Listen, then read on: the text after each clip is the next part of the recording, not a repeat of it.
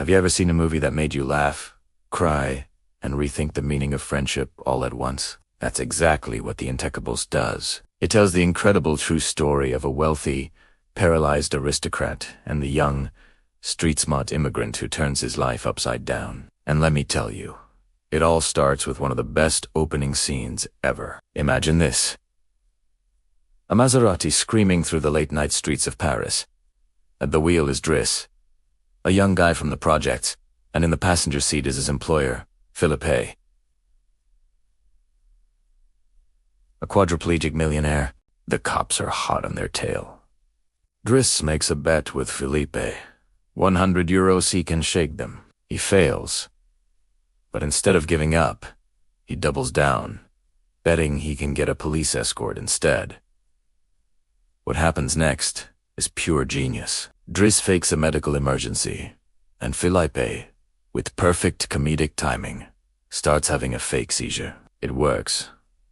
The cops, completely fooled, escort them to the nearest hospital. A Stade Driss blasts September Barth, wind and fire, and the two men just laugh. This single scene perfectly captures the heart of their relationship.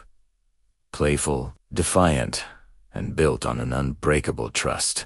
But how did these two men, from completely different worlds, even meet? Their story began months earlier, in the opulent halls of Philippe's Parisian mansion. Philippe is interviewing for a new, live-in caretaker. The candidates are all professionals, with perfect resumes and serious faces. Then, in stormed Driss.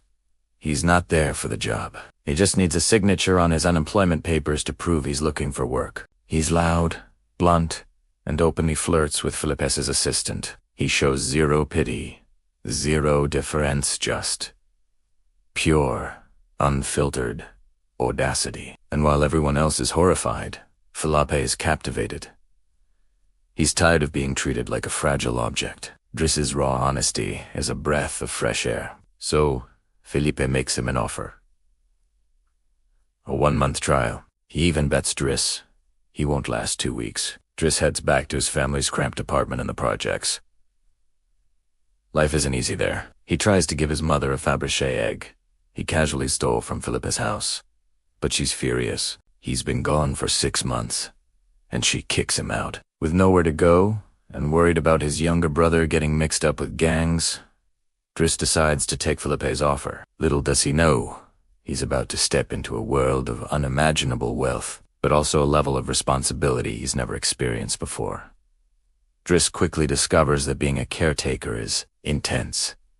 His duties are far more personal than he ever imagined. The first time, he has to put on Philippe's compression stockings.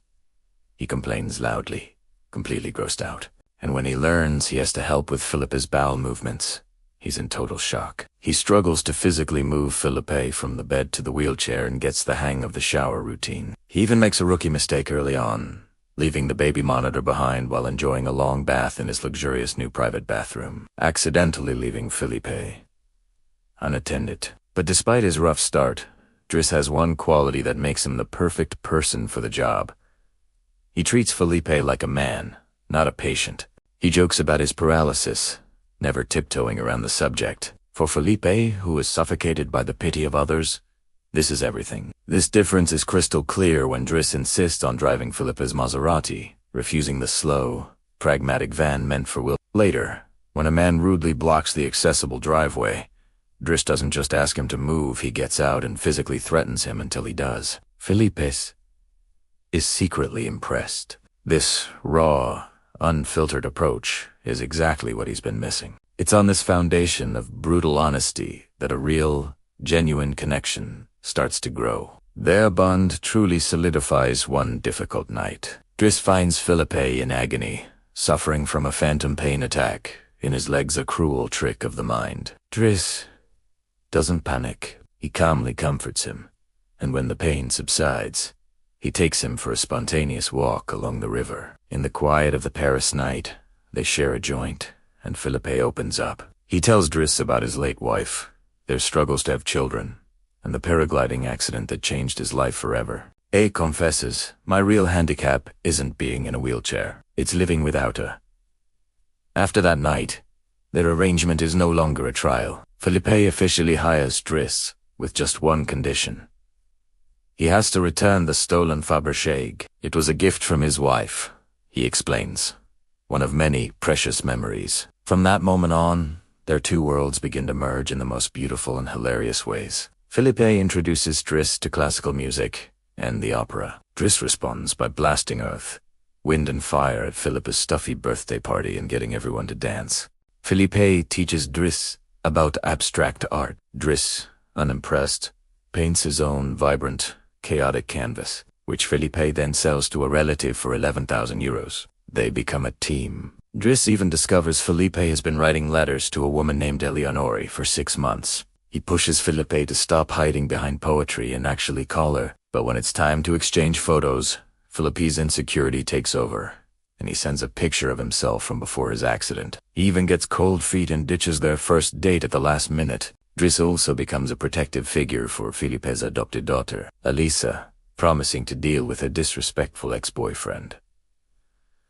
Their lives are becoming more and more intertwined, but the realities of Driss's old life are about to pull him away. The breaking point comes when Driss's younger brother, Adama, gets into serious trouble with a local gang. It becomes painfully clear that his family needs him. He needs to be the role model. Adama is desperately lacking. Philippe sees the conflict, tearing Driss apart. He gently prompts Driss to talk about his own past, and Driss reveals that the people who raised him are actually his aunt and uncle, who brought him from Senegal as a child. In a profound act of friendship, Philippe makes a difficult decision. He fires Driss, telling him he can't waste his life pushing around an old man. He knows it's the only way Driss will go back to his family, where he's truly needed. It's not an ending, but an act of love to push his friend toward his own future. After leaving Philippe, Driss uses the lessons he's learned. At an interview for a driving job, he charms the employer by calling himself pragmatic and dropping some of the art knowledge he picked up. He's growing up. Meanwhile, Philippe's life falls apart. He's miserable, going through a string of new caretakers who are technically perfect but lack Driss's soul. He sinks into a deep depression, a void that only his friend could fill. Then, one night, the inevitable happens. Philippe has another severe phantom pain attack, and this time he refuses all help. His housekeeper, Yvonne, is desperate. She knows there's only one person who can get through to him. She calls Driss. His arrival brings us right back to where we started, the high-speed chase. The fake seizure, the police escort. The story has come full circle. But this time, the journey has a different destination. Instead of driving back to Paris, Driss keeps going, all the way to a beautiful seaside town. The next morning, he gives Philippe a proper shave, restoring his old dignity. Then he takes him to a restaurant with a stunning view of the ocean. He calmly informs Philippe that he won't be staying for lunch. Why? Because Philippe has a date. Driss reveals that he's secretly arranged for Eleonore, the woman from the letters, to finally meet him. Face to face, as he gets up to leave, Driss places the Fabergé egg on the table, a final symbol of their journey. He wishes his friend luck and walks away. Philippe watches him go, his heart full. A moment later, Eleonore arrives. He looks up, and they share a smile, a look of pure recognition and hopeful beginnings. The film's epilogue reveals that this incredible story is based on the real lives of Philippe Pozzo, Borgo, and Abdel Yasmin Sellou. And the best part? It says they remained close friends. To this day, both men went on to remarry and have children, their lives forever changed by an unlikely friendship that proved that the most meaningful connections are often found where we least expect them. What an incredible story of friendship and second chances. If you enjoyed this recap, please hit that like button and subscribe for more amazing true stories. Thanks for watching, and we'll see you in the next video.